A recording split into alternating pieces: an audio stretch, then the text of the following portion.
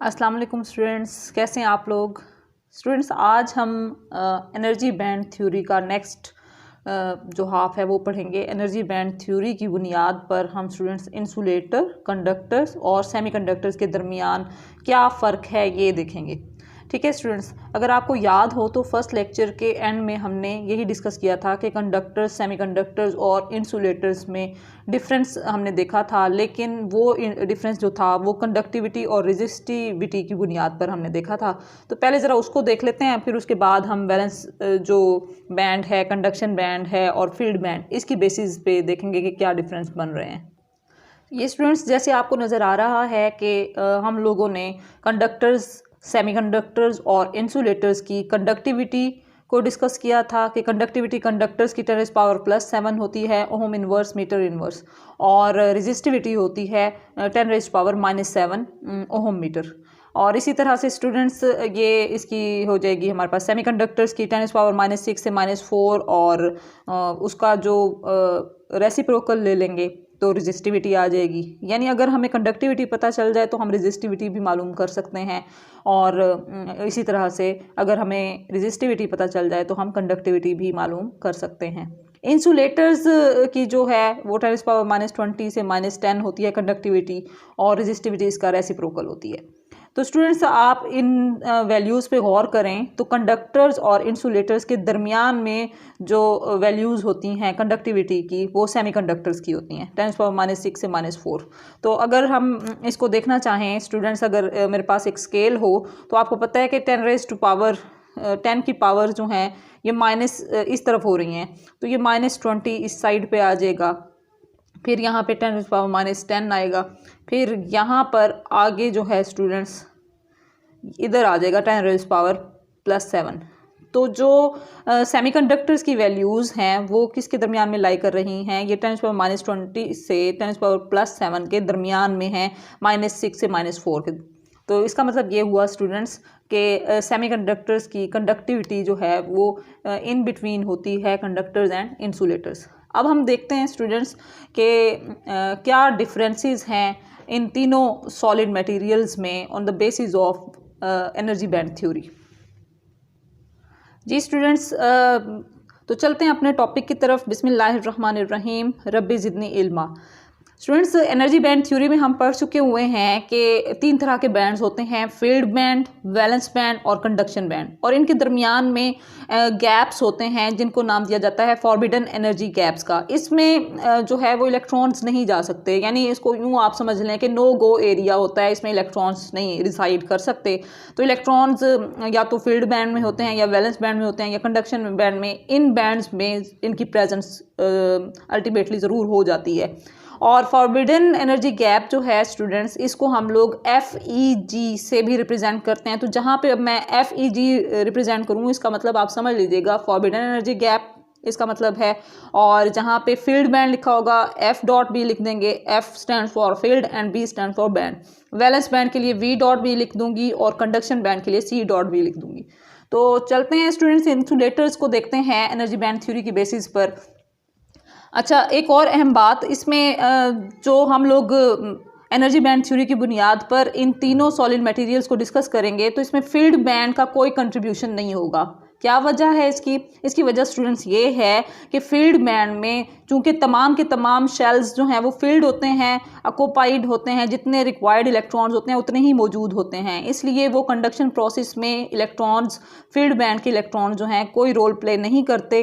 तो इस वजह से हम फील्ड बैंड को यहाँ पे डिस्कस नहीं करेंगे एनर्जी बैंड थ्योरी में, जब हम इन तीनों मटेरियल्स को डिस्कस करेंगे। हम सिर्फ और सिर्फ वैलेंस बैंड और कंडक्शन बैंड को डिस्क्राइब करेंगे इन तमाम मटेरियल्स में। तो चलते हैं स्टूडेंट्स, इंसुलेटर्स को सबसे पहले देखते हैं। इंसुलेटर्स में स्टूडेंट्स सबसे पहले तो ये देखें कि एनर्जी बैंड थ्योरी की बेसिस पे ये इसका वैलेंस बैंड मैंने यहाँ पे रिप्रेजेंट किया हुआ है, और ये कंडक्शन बैंड है। अब आप गौर करें तो वैलेंस बैंड और कंडक्शन बैंड के दरमियान जो फॉरबिडन एनर्जी गैप है, फॉरबिडन एनर्जी गैप इसको क्यों कहा जाता है स्टूडेंट्स? फॉरबिडन का मतलब होता है प्रोहिबिटेड, जहाँ जाना मना हो।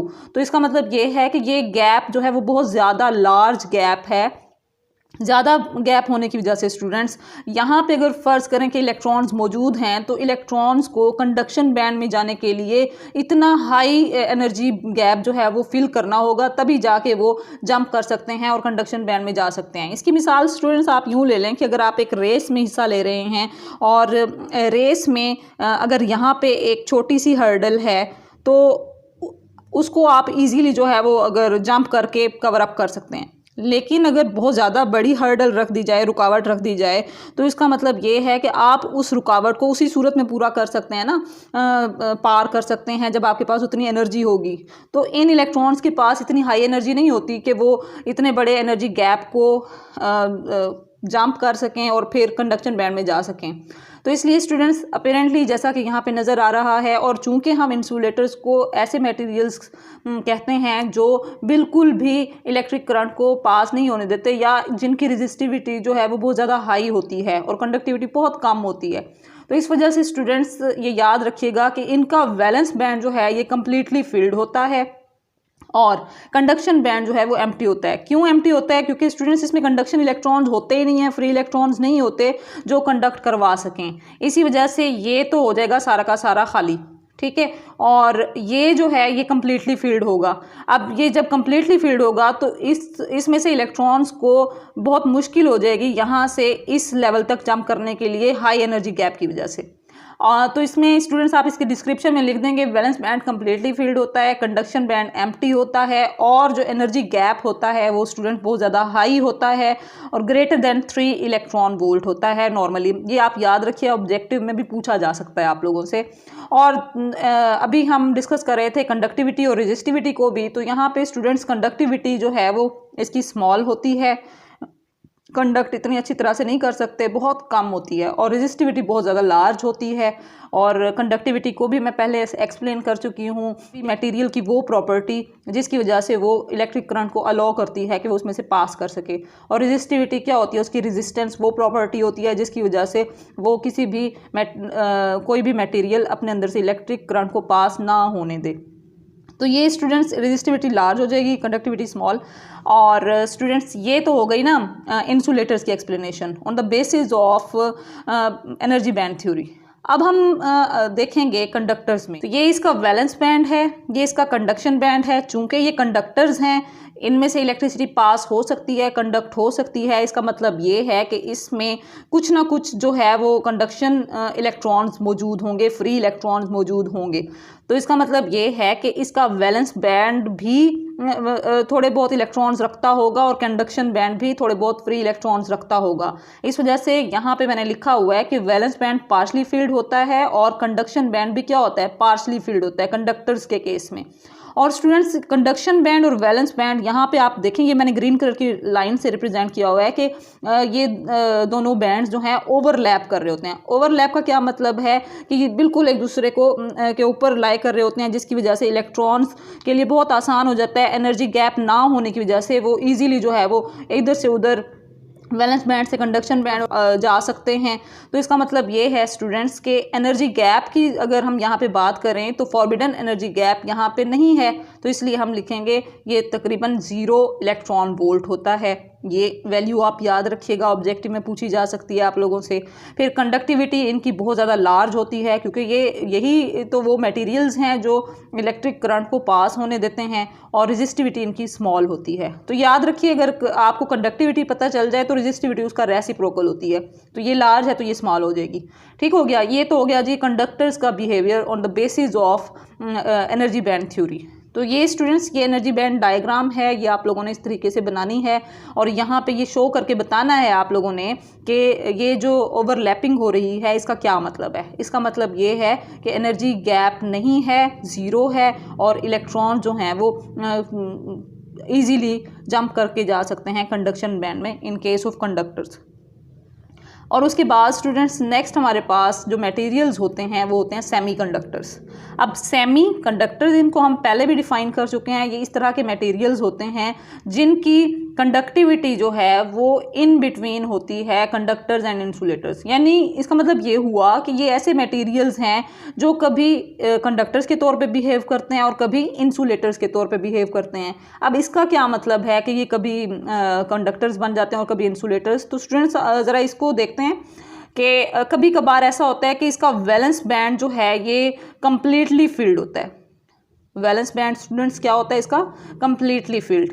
और जो इसका कंडक्शन बैंड होता है वो बिल्कुल एम्प्टी होता है, खाली होता है। तो इसका मतलब ये है कि इसमें इलेक्ट्रॉन्स, फ्री इलेक्ट्रॉन्स मौजूद ही नहीं होते, तो एनर्जी गैप जो है वो ज़्यादा हो जाता है, बहुत ज़्यादा लार्ज हो जाता है। तो आप स्टूडेंट्स अगर गौर करें तो ये तो बिहेवियर बिल्कुल ऐसा नहीं है जैसा इंसुलेटर्स का था। तो इसका मतलब ये हुआ कि ये इस टाइम पे किसके तौर पे बिहेव कर रहे हैं, इंसुलेटर्स के तौर पे बिहेव कर रहे हैं। तो इसका मतलब है, तो ये कब ऐसा होता है, तो स्टूडेंट्स जब टेम्परेचर हो 0 केल्विन। टेम्परेचर कितना हो स्टूडेंट्स, 0 केल्विन। ये याद रखिएगा, यहाँ पे मैं लिख रही हूँ जब टेम्परेचर आपके पास कितना हो, 0 केल्विन। ठीक है, तो टेम्परेचर 0 केल्विन होने की वजह से इतने लो टेम्परेचर पर ये जो सेमीकंडक्टर मटेरियल्स हैं इनका बिहेवियर बिल्कुल ऐसा ही होता है जैसे इंसुलेटर्स का होता है। यानी valence band completely field, conduction band empty और हाई एनर्जी गैप या वेरी लार्ज एनर्जी गैप, जैसा कि हम लोगों ने इंसुलेटर्स के केस में पढ़ा था।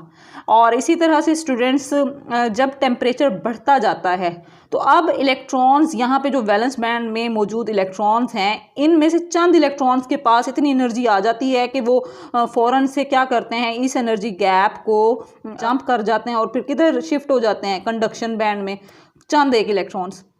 इसका मतलब है यहाँ पे इलेक्ट्रॉन्स क्या हो जाते हैं, फ्री हो जाते हैं। और यही फ्री इलेक्ट्रॉन्स दरअसल फिर बाद में क्या करते हैं, कंडक्शन प्रोसेस में हिस्सा ले रहे होते हैं, कंडक्टिविटी थोड़ी सी इंप्रूव हो जाती है इसकी। तो ऐसा किस वक्त होता है, ऐसा होता है at room temperature. Room temperature पे इनकी कंडक्टिविटी इम्प्रूव हो जाती है। इसका मतलब ये है कि सेमीकंडक्टर्स जो हैं 0 केल्विन पे इंसुलेटर्स के तौर पे बिहेव करते हैं और रूम टेम्परेचर पे इनका बिहेवियर ऐसा हो जाता है जैसा कि कंडक्टर्स का था। और इस वक्त जो इनका एनर्जी गैप होता है स्टूडेंट्स वो इतना ज़्यादा स्मॉल होता है कि रूम टेम्परेचर पे ही, जैसे अभी हमारा रूम टेम्परेचर है, इसी पे ही इन इलेक्ट्रॉन्स को जितनी एनर्जी मिल जाती है कि वो ईजिली जंप कर सकते हैं वैलेंस बैंड से कंडक्शन बैंड पर। और ये एनर्जी गैप कितना होता है, ये of the order of 1 electron volt होता है। ये याद रखिएगा स्टूडेंट्स, आप लोगों से ऑब्जेक्टिव में ये बातें पूछी जा सकती हैं। और इसी तरह से स्टूडेंट्स अगर हम लोग चूंकि बात कर रहे हैं सेमीकंडक्टर्स की, तो आपको पता है सेमीकंडक्टर्स में कौन कौन से मटेरियल्स शामिल हैं। एक तो सिलिकॉन है एलिमेंटल एग्जांपल्स में से, और दूसरा जर्मेनियम। तो सिलिकॉन के केस में जो एनर्जी गैप होगा यहाँ पे वो 1.1 इलेक्ट्रॉन वोल्ट, और जर्मेनियम के केस में ये एनर्जी गैप 0.74 इलेक्ट्रॉन वोल्ट है। इसका मतलब है आप अगर गौर करें तो नियरली इक्वल टू ये 1 इलेक्ट्रॉन वोल्ट ही है ना। तो इस वजह से हम एज ए जनरल बात करते हैं सेमीकंडक्टर्स के केस में कि इनका एनर्जी गैप दरअसल कितना होता है, of the order of 1 electron volt. और इसी वजह से रूम टेम्परेचर पर इनके पास इतनी एनर्जी आ जाती है कि वो इस एनर्जी, छोटे से एनर्जी गैप को ईजिली ओवरकम कर लेते हैं और वो किधर जंप कर जाते हैं, कंडक्शन बैंड में। ठीक है स्टूडेंट्स, लेकिन इंसुलेटर्स के तौर पे जब बिहेव करते हैं तो हाई एनर्जी गैप होने की वजह से, इनके पास इतनी एनर्जी ना होने की वजह से ये वैलेंस बैंड में ही रहते हैं, कंडक्शन बैंड में जंप नहीं कर सकते। दैट्स वाई 0 केल्विन पे ये इंसुलेटर्स और रूम टेम्परेचर पे ये कंडक्टर्स के तौर पे बिहेव करते हैं। तो इसीलिए हम इन कहते हैं ऐसे मटेरियल्स जो कभी कंडक्टर्स बन जाएँ और कभी इंसुलेटर्स बन जाएं, ऐसे मटेरियल्स क्या कहलाते हैं, सेमीकंडक्टर्स। तो स्टूडेंट्स उम्मीद है आप लोगों को इस लेक्चर में जो एनर्जी बैंड थ्योरी की बुनियाद पर हमने इंसुलेटर्स, कंडक्टर्स और सेमीकंडक्टर्स को डिफरेंशिएट करना था वो समझ आया होगा। इसको हम अभी सम अप कर देते हैं at the end on the basis of energy band diagram. तो फिर आप लोगों को और ज़्यादा एग्जैक्टली ये बातें समझ आ जाएंगी इंशाल्लाह। स्टूडेंट्स नेक्स्ट लेक्चर में नेक्स्ट टॉपिक के साथ मुलाकात होगी, तब तक के लिए अल्लाह हाफिज़।